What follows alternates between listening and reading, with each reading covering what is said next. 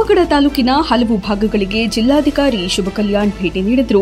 ತಾಂಡಾ ಅಂಗನವಾಡಿ ಕಾರ್ಯಕರ್ತೆಯ ಕಾರ್ಯಕ್ಕೆ ಮೆಚ್ಚುಗೆ ವ್ಯಕ್ತಪಡಿಸಿದ ಅವರು, ಕಾರ್ಯಕರ್ತೆ ಸುಶೀಲಮ್ಮ ಎನ್ನುವವರು ಅನುಪಯುಕ್ತ ಪ್ಲಾಸ್ಟಿಕ್ ಅನ್ನು ಬಳಸಿಕೊಂಡು ಆಕರ್ಷಕ ವಸ್ತುಗಳನ್ನು ತಯಾರಿಸಿದ್ದು ಮತ್ತು ಮಕ್ಕಳಿಗೆ ಉತ್ತಮ ವಾತಾವರಣವನ್ನು ಅಂಗನವಾಡಿಯಲ್ಲಿ ಕಲ್ಪಿಸಿದ್ದಾರೆ ಎಂದರು. ಇನ್ನು ತಿರುಮಣಿಯ ಸೋಲಾರ್ ಪಾರ್ಕ್ಗೆ ಭೇಟಿ ನೀಡಿ ಪರಿಶೀಲಿಸಿದ ನಂತರ ನಾಗಲಮಡಿಗೆ ಗ್ರಾಮದಲ್ಲಿ ಜೆಜೆಎಂ ಕಾಮಗಾರಿ, ತುಂಗಭದ್ರಾ ಕುಡಿಯುವ ನೀರಿನ ಯೋಜನೆಯ ಕಾಮಗಾರಿ ಪ್ರಗತಿ ಹಾಗೂ ಮನೆ ಮನೆಗೂ ನೀರು ಸರಬರಾಜಿನ ಬಗ್ಗೆ ಗ್ರಾಮಸ್ಥರಿಂದ ಮಾಹಿತಿ ಸಂಗ್ರಹಿಸಿದರು.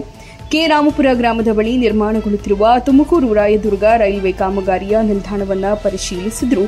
ನಿಲ್ದಾಣಕ್ಕೆ ರಾಮಪುರ ಎಂದು ನಾಮಕರಣ ಮಾಡುವಂತೆ ಮನವಿ ಮಾಡಿದಾಗ, ಹಿಂದೆಯೇ ನನ್ನ ಗಮನಕ್ಕೆ ಬಂದಿತ್ತು.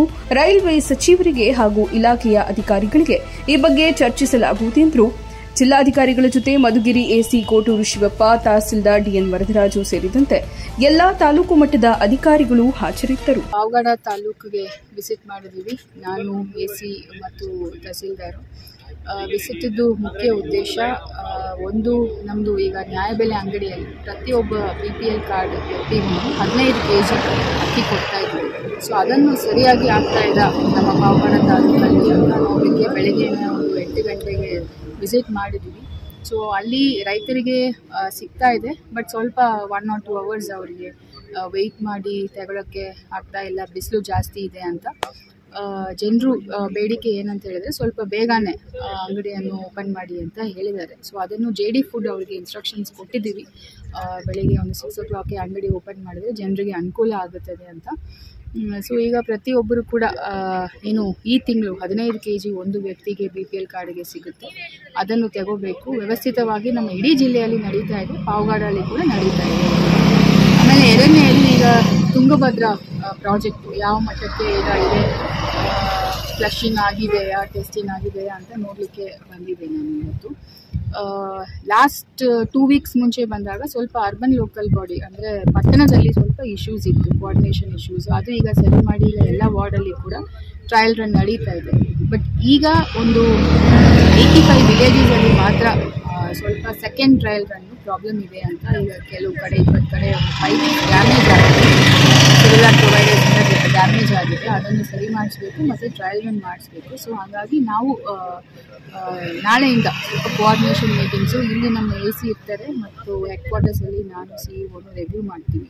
PDOಗಳು, ವಾಟರ್ಮೆನ್ಗಳು ಮತ್ತು ಇವರು ಇಂಜಿನಿಯರಿಂಗ್ ಡಿವಿಷನ್ ಅವರು ಎಲ್ಲರನ್ನೂ ರಿವ್ಯೂ ಮಾಡಿ ಏನಾದರೂ 2 weeksಲ್ಲಿ ಏನಿದೆ ಪ್ರಾಬ್ಲಮ್ಮು, ಒಂದು ಆಲ್ಮೋಸ್ಟ್ 400 ವಿಲೇಜಸಲ್ಲಿ ನಾವು ನೀರು ಕೊಡಬೇಕು, ಅದನ್ನು ನಾವು ಸೆಪ್ರೇಟ್ ಮಾಡ್ತೀವಿ. ಸೊ ಅದನ್ನು ಬಂದು ನೋಡ್ಕೊಳ್ಳೋಕ್ಕೆ ನಾನು ಇವತ್ತು ಬಂದಿರೋದು. ಸೊ ಮುಂದೆ ಒಂದು ಕೋಆರ್ಡಿನೇಷನ್ ಚೆನ್ನಾಗಿ ಮಾಡಿ ಪ್ರಾಬ್ಲಮ್ಸನ್ನು ನಾವು ಸೆಪ್ರೇಟ್ ಮಾಡ್ತೀವಿ. ರೈಲ್ವೆ ಬಗ್ಗೆ, ರೈಲ್ವೇಸದ್ದು ಈಗ 2009 ಸೆಂಟ್ರಲ್ ಬಜೆಟಲ್ಲಿ Tumakuru Rayadurga railway project announce ಆಗಿರೋದು. ಇದು ಎಲ್ಲರಿಗೂ ಗೊತ್ತಿರೋ ವಿಚಾರ. ಸೊ ಈಗ ಸುಮಾರು 16 ವರ್ಷ ಆಗಿದೆ. ಅದು 4 ಪ್ಯಾಕೇಜಸ್ ಆಗಿತ್ತು. ಆಮೇಲೆ ಅಕ್ವಿಸಿಷನ್ದು ಸುಮಾರು ಈಗ ಲಾಸ್ಟ್ ಒಂದು 1 yearಲ್ಲಿ ನಾವು ಅಕ್ವಿಸಿಷನ್ ತ್ವರಿತಗತಿಯಲ್ಲಿ with the coordination of AC, tahsildar, SLAOs, ಆಮೇಲೆ ಎಲ್ಲ ಲೈನ್ ಡಿಪಾರ್ಟ್ಮೆಂಟ್ಸು. ಬಿಕಾಸ್ ಬರೀ ಲ್ಯಾಂಡ್ ಮಾತ್ರ ಇಲ್ಲ, ಅದರಲ್ಲಿ ಮರ, ಮಾಲ್ಕೀಸು, ಕಟ್ಟಡಗಳು, ಬೋರ್ವೆಲ್ಸು ಏನೇನಿದೆ ಅದು ಕೂಡ ನಾವು ಇವ್ಯಾಲ್ಯೂಯೇಟ್ ಮಾಡಬೇಕು. ಸೊ ಎಲ್ಲ ಸ್ಟೇಜಸ್ 11, 1, 15, 3, 19, 1 ಅದೆಲ್ಲ ಕೂಡ ನಾವು ಮಾಡಿ ಅಕ್ವಿಸಿಷನನ್ನು ಆಲ್ಮೋಸ್ಟ್ ಈಗ 97% ಲ್ಯಾಂಡ್ ರೈಲ್ವೆ ಇಲಾಖೆಗೆ ಹಸ್ತಾಂತರ ಮಾಡಿದ್ವಿ. ಸೊ ರೈಲ್ವೇಸಲ್ಲಿ ಅವ್ರದ್ದು EPC ಮೋಡಲ್ಲಿ ಪ್ರಾಜೆಕ್ಟ್ ಆಗುತ್ತೆ. ಸೊ 90% ಲ್ಯಾಂಡ್ ಬಂದ ಮೇಲೆ ಅವ್ರು ಟೆಂಡರ್ ಎಲ್ಲ ಕರೆಯೋದು. ಸೊ ಈಗ ನಮ್ಮದು ಎಲ್ಲ 4 ಪ್ಯಾಕೇಜ್ ಕೂಡ ಈಗ ಟೆಂಡರ್ ಕರೆದಿದ್ದಾರೆ. ಕೆಲಸ ಅಂತೂ ಎಲ್ಲ ಕಡೆನೂ ಪ್ರಾರಂಭ ಆಗಿದೆ. ಇಲ್ಲಿ ಇವತ್ತು ದೊಡ್ಡಹಳ್ಳಿ ರೈಲ್ವೆ ಸ್ಟೇಷನ್ ಹತ್ರ ಹೋಗಿದ್ದೀವಿ. ಅದು ಆಲ್ಮೋಸ್ಟ್ 99% ಅದು ಕನ್ಸ್ಟ್ರಕ್ಷನು ಕಂಪ್ಲೀಟ್ ಆಗಿದೆ. ಟ್ರಯಲ್ ರನ್ ಕೂಡ ಅದು ಬಂದಿದೆ. ಸೊ ಈ ಥರ ಒಂದು ಇನ್ಫ್ರಾಸ್ಟ್ರಕ್ಚರ್ ಡೆವಲಪ್ಮೆಂಟ್ಸಿಂದ ಒಬ್ಬ ವ್ಯಕ್ತಿ ಪಾವಗಡದಿಂದ ಬ್ಯಾಂಗ್ಳೂರಿಗೆ ಒಂದು ಶಾರ್ಟ್ ಪೀರಿಯಡ್ ಆಫ್ ಟೈಮಲ್ಲಿ ಹೋಗಿ ಬರ್ಬೋದು. ಸೊ ಇಟ್ ವಿಲ್ ಎಕ್ಸ್ಪ್ಯಾಂಡ್ ಅವ್ರದ್ದು ಎಜುಕೇಷನ್ಗಿರ್ಬೋದು ಅಥವಾ ಬೇರೆ ಎಂಪ್ಲಾಯ್ಮೆಂಟ್ ಆಪರ್ಚುನಿಟೀಸ್ ಕೂಡ ಅವರಿಗೆ ಹೆಚ್ಚು ಹಾರಿಜಾಂಟಲ್ ಇನ್ಕ್ರೀಸ್ ಆಗುತ್ತೆ.